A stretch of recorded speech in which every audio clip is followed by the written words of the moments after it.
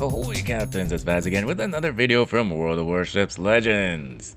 And today we have a Let's Play for you, a little bit of a special one.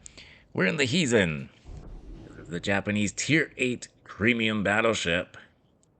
And we're in the map Islands of Ice, in a game of Epicenter, everybody's favorite game mode. My close personal friend KPZ1234 really likes this game mode. If you check out his channel, he talks about it all the time. And speaking of yammering, the thing that we're gonna yap about today is that this match actually turns out to be our personal XP record. I don't know how, but somehow it does. I can't even tell you why I took the Hizen out. I don't even like this ship. Most people don't like this ship.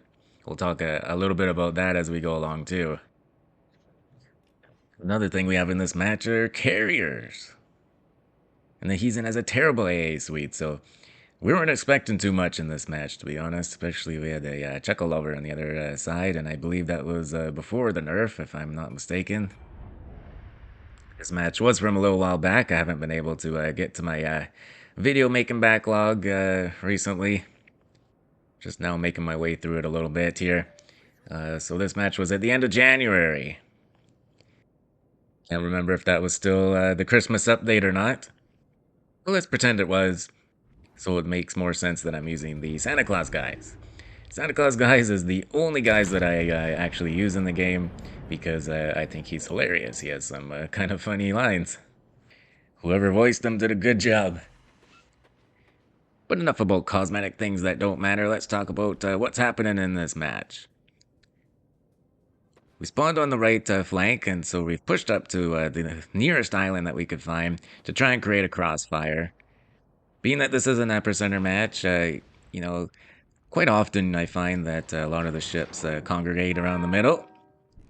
So if you can get out to a flank and try and set up a crossfire, you can take advantage of that.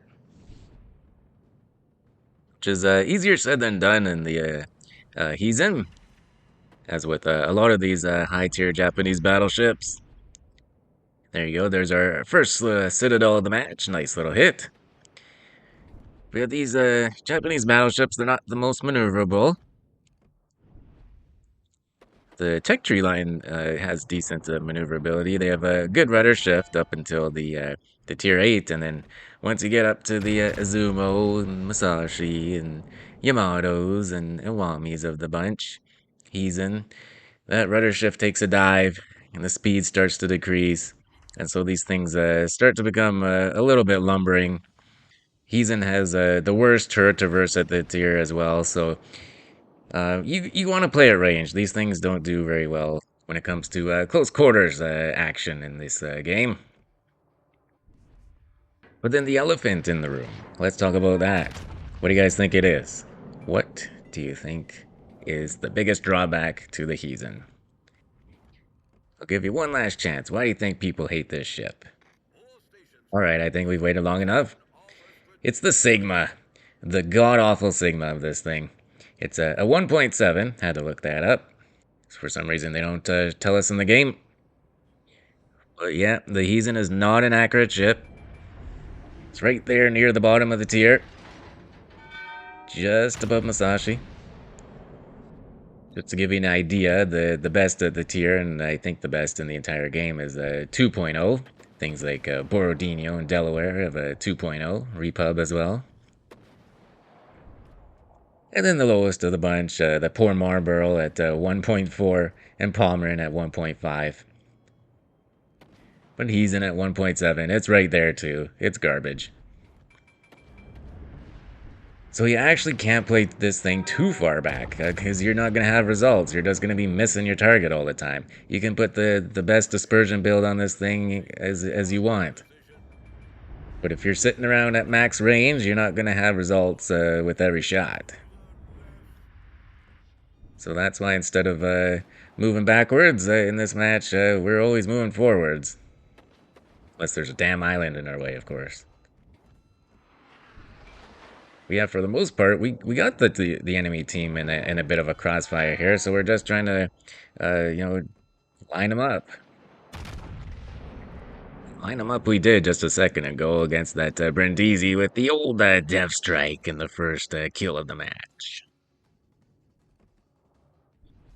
Yeah, some of the enemies are moving forwards and some of them are moving backwards, so we've got to adjust accordingly. But so far, this position is showing us some pretty good results. Another thing that people don't like about this ship, and it is kind of a struggle, is the reload time. It is one of the longest at the tier as well. But I do believe it does have that long reload because it has 4 turrets. That's right, this sucker's got 4 turrets with 3 barrels each. So it does have 12 guns. And that gives it one of the better AP DPMs at the tier and the second best HE DPM at the tier. It's the other reason why I'm in the position that I am, because I like to get all 4 of my turrets on the target. That way I'm maximizing my DPM at all times. But now finally one of the enemies has caught on to our game. He's on to us, so we gotta get moving here, and I'm gonna get my slow-ass turrets around and take on this Awami. Not before we get one last shot on the champagne. Yeah, first. Speaking of champagne, my wife says that I have champagne tastes and beer pockets. Don't know what that means exactly, but I think she's trying to hint at something. Now, while we're waiting for our turrets to turn around on this Awami, we launch our fighter plane because we are encountering the bloody carrier for the first time.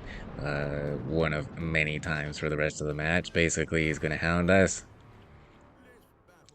We get a Citadel against that Awami, and that's our second kill of the match. You guys can correct me if I'm wrong, but the Awami hull and the Hizen hull, they're very similar. Like, they are almost identical. The gun layout, of course, is different. The Awami only has double turrets, or twin turrets, I guess you'd call them.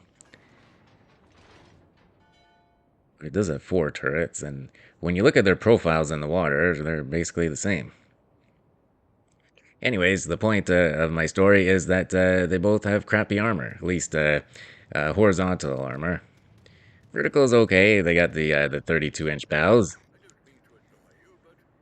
But horizontally, it's going to be pretty easy for opposite enemy battleships to punch through, yeah. Oh boy, we're in trouble now. We got a Velos in front of us, 3 kilometers away. Use this island for cover as much as we can. Oh, and the teammate with the save. Get down, Mr. President. Thanks for the save there, buds. But unfortunately, we can't dodge the bloody, frickin' overpowered Chekhov torpedo salvo. Ugh, that was a mouthful. Trying to dodge destroyers and torps, and good God, we got stuck within the island there for a second.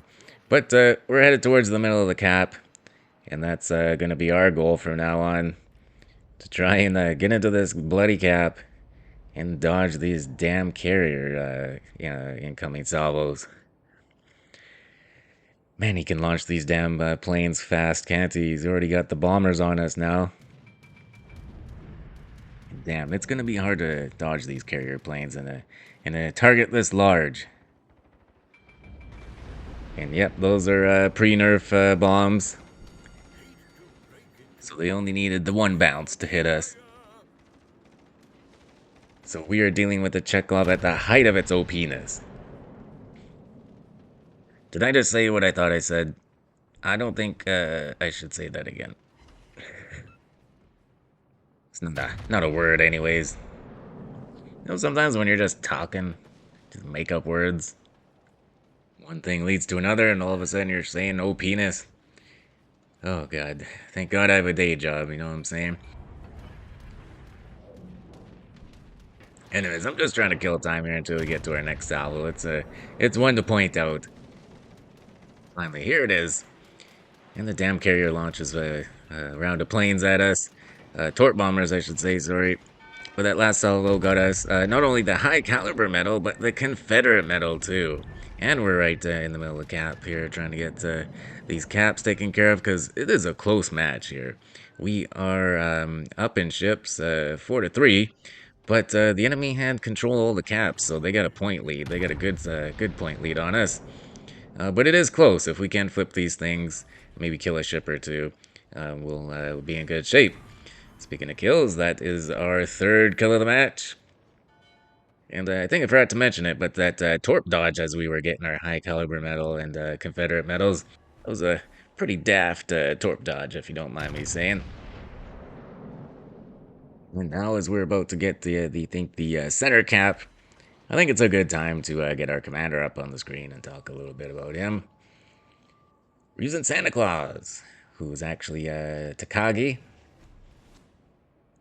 You know, pretty much the usual that you'd use on a Japanese battleship. His inspirations are Cunningham and Admiral Hipper, A.L. Hipper. Find that when it comes to these ships, I'm on fire pretty much all the time. I find that her base trait for reducing fire damage to your ship is one of the better anti-fire skills out there.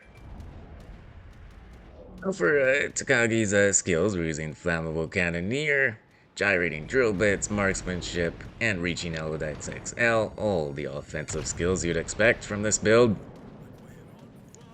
And for the legendary skill, you gotta go fight fire with fire. One last thing to point out is that I went a little bit lazy with the screenshot of the commander. It's an older one.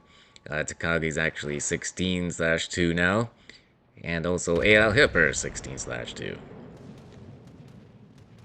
Funny enough, as I was recording this video, I decided to take the Hizen out a couple of times, and I actually leveled Takagi up to 16/3 now. Keep getting that guy out of commander crate, so I was able to level him up.